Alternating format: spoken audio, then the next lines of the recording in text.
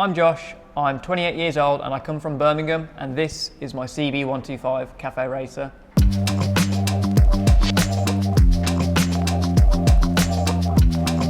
Some of you may know me as Jish, and this week I'm here to take over the Bike Shed YouTube channel. I'm here with my CB125 Cafe Racer project. That is also my first build. In 2016 I bought the bike. It's basically a box of bits for 350 quid, and it didn't even run. I had no way of knowing if it was going to run or anything. I bought it on a whim, thinking I might have a go at making a cafe racer, not knowing it would turn into what we see here today.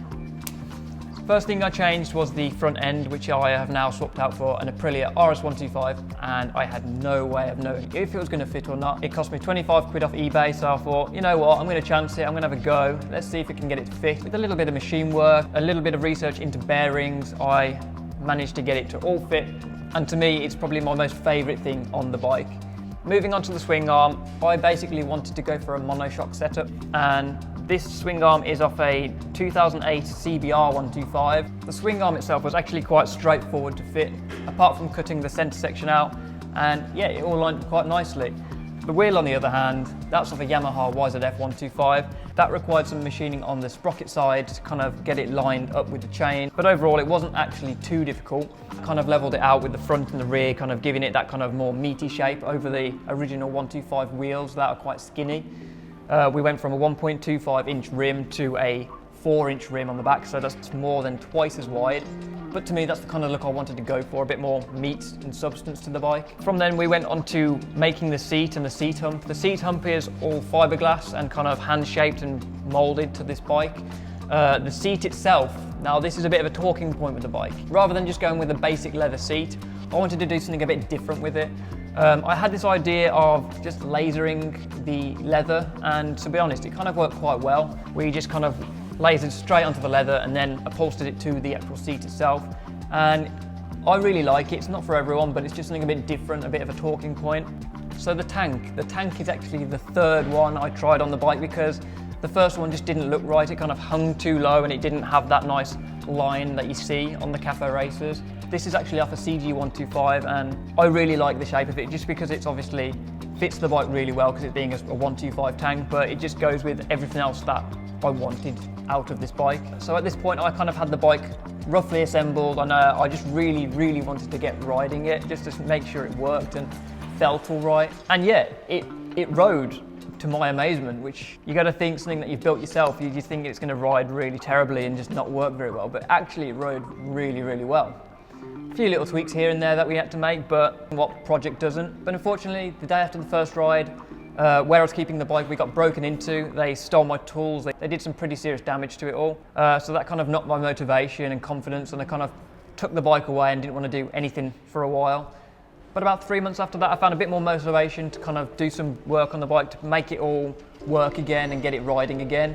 This is when I decided to apply for Bike Shed 2018 in the hope that they might accept my bike into the shed build area. And to my amazement, they actually accepted the bike.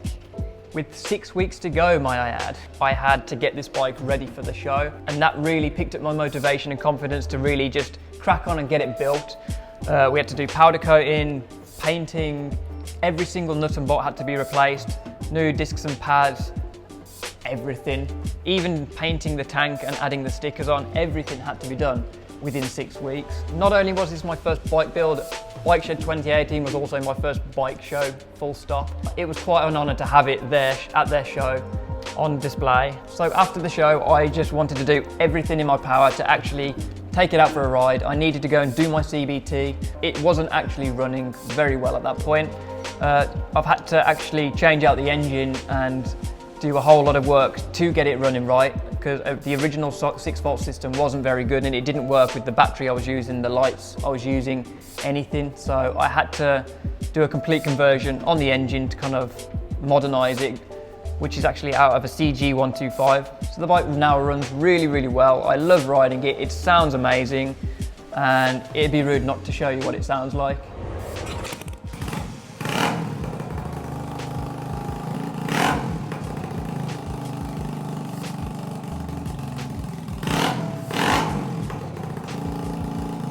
Now the good thing about 125s is they are so small, they are easy to handle and maneuver, They're lightweight, they're really economical on fuel, and you can also ride them on a CBT. For you keen-eyed viewers, yes, I'm still on L plates. Yes, I haven't passed my bike test yet, but it doesn't matter. I can have so much fun on this bike alone. I don't care. It's just great to ride. I'm currently building a Yamaha XJ650, and when that is ready, I will be doing my bike test. But until then, I get to ride this beauty and take it wherever I want to go, apart from the motorways. I just want to say thank you to BikeShed for having me here this week and showing you my bike. There will be other bikes similar to mine that I think you might like to see. If you're interested in this bike and want to see more about it, check out my channel, Jish. Don't forget to subscribe to this channel. Thank you very much for watching, and I shall see you in the next video.